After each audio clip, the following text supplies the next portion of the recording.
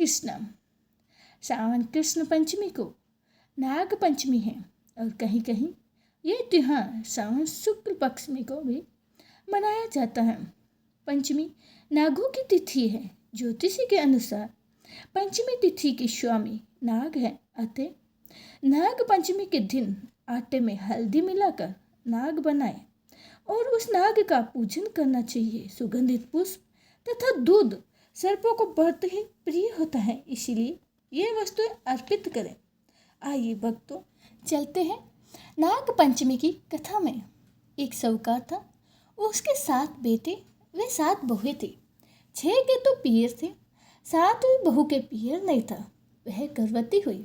उसके पियर तो था नहीं, जो घेवर खाने की इच्छा हो रही थी। सो चुरा कर थोड़ा सा टुकड़ा पानी भरने गई, तब ले गई पेड़ के नीचे घेवर रख दिया। उसने सोचा पानी भरकर आराम से घेवर खाऊंगी। पानी भरकर घेवर लेने गई तो वहाँ घेवर नहीं था। पेड़ के पास ही एक बोबी थी, उसमें एक नागिन रहती थी। वह भी गर्भवती थी। घेवर देखकर नागिन की भी इच्छा उसे खाने की हुई। उसने घेवर खा लिया और सोचा साहूकार के बेटे की बहू अगर गाली निकालेगी तो मैं उसे काट खाऊंगी, पर अगर कुछ नहीं कहेगी तो इस बिन पीहर को पीहर दिखा दूंगी। साहूकार के बेटे की बहू ने देखा घेवर नहीं है तो कहने लगी, बेचारी कोई मेरे जैसी ही होगी, सो खा गई होगी, कोई बात नहीं। नागिन बहुत ही खुश हुई। उसने अपने बेटों को सब बात बता दी। बताकर कहा कि वो इंसान का रूप बनकर जाए और साहूकार के बेटे की बहू को लेकर आए। नागिन के बच्चे इंसान का रूप बनाकर साहूकार के घर गए और साहूकार की पत्नी से कहा कि हमारी बहन को हम लिवाने आए हैं, सो भेजो। सास ने कहा, इतने दिन कहाँ थे, पहले तो कभी आए नहीं। नागिन के लड़के ने कहा, ब्यान जी, बाई भी हमें पहचानती नहीं है। बाई जन्मी तब हम नानी के घर थे और शादी हुई तब हम परदेश कमाने गए थे। वे लड़के बहुत से गहने, कपड़े और मिठाइयाँ अपनी बहन की सास को जिठानियों के लिए ले गए थे। सास बहुत ही पसंद हुई और जिठानियाँ झलकुड़ रह गई। सास ने बहू को भेज दिया। बॉबी के पास पहुंचकर लड़कों ने कहा, बहन, हम सांप हैं। तुम्हारा घेवर हमारी माँ ने खाया था। उसने तुम्हें अपनी लड़की माना है, इस नाते तुम हमारी बहन हुई। तुम हमारी पूंछ पकड़ लो, डरना मत। वह पूंछ पकड़कर बॉबी में चली गई। वहाँ उन्होंने उसे बहुत सुख और आराम से रखा। वहीं उसने लड़के को जन्म दिया। जब उसका लड़का थोड़ा बड़ा हुआ तब की बात है, पड़ोसन ने साहूकार के बेटे की बहू को सिखा दिया, अगर तू तेरी माँ की इतनी ही लाडली है तो तू तेरी माँ को से कहना कि आज तो सांपों को दूध मैं ही पिलाऊंगी। पड़ोसन का ताना उसे सहन नहीं हुआ। वह माँ से जिद करके सांपों का दूध ठंडा करने लगी। अभी दूध पूरा ठंडा हुआ भी नहीं था गई, उसके लड़के ने घंटी बजा दी। घंटी सुनते ही छोटे बड़े सांप सब दूध पीने दौड़ पड़े। दूध में मुंह डालते ही बहुतों का तो मुंह चल गया।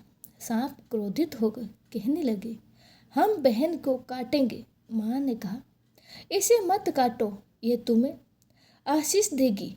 साहूकार के बेटे की बहू बोली, जियो मारा नाग नागिन, जियो मारा खड़िया अड़िया वीर। वीर उठावे दिखाणी शो, चीर चीर तो फाट पाण, खटिया बड़िया वीर जीत रहे। कुछ दिन बाद पड़ोसन ने ताना मारा, तेरी माँ अगर तेरा विश्वास करती है तो तू उसे 7वें कोठे की चाबी देती। उसने जिद करके माँ से 7वें कोठे की चाबी ले ली। ताला खोला तो देखा बाबा नाग झूले में झूल रहे थे। वो बोली, बाबा सत सिया राम। नाग बोला, तू सत सिया राम कर लिया नहीं, तो मैं तुझे खा जाता। उसने कहा, बाबा आप तो मेरे पिता हैं, मुझे कैसे खा सकते हैं? और बोली, जियो नाग नागिनी जीवो बासुकी नाग जीण मेरो लाड लडायो 9 करोड़ रो हार। नाग देवता ने उसको 9 करोड़ का हार दे दिया।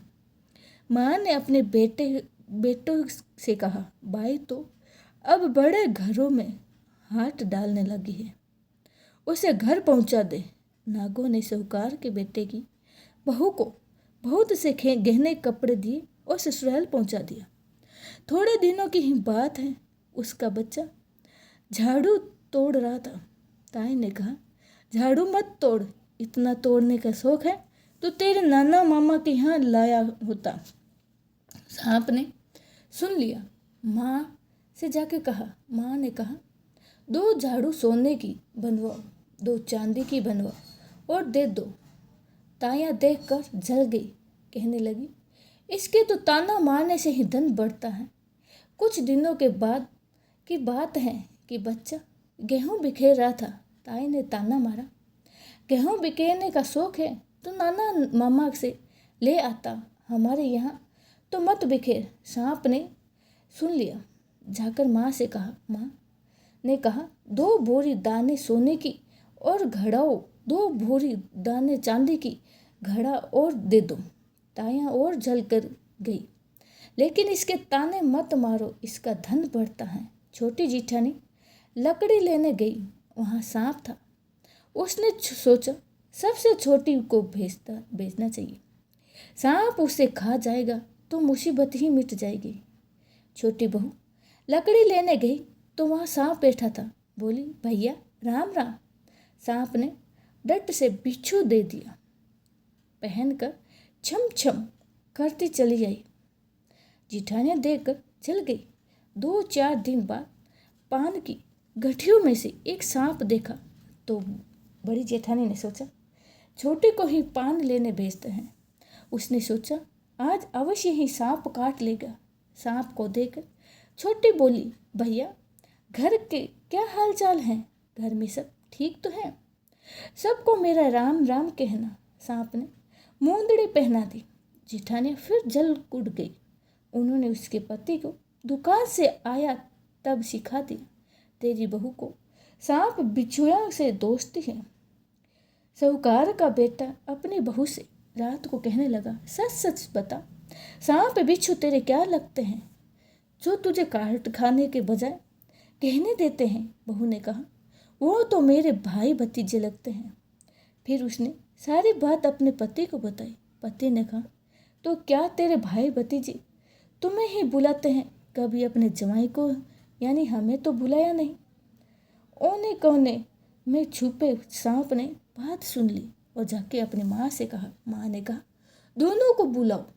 इंसान का रूप रखकर सांप दोनों को व बच्चों को बुलाए, खूब कपड़े गहने रुपए देकर तीनों को विदा किया। ऐसा समर्थ पीहर कहानी को कहने और सुनने वाले को सबको मिले। जैसी अन्य पीहर वाले को पहले रही थी, वैसे ही भगवान किसी को भी ना रखे।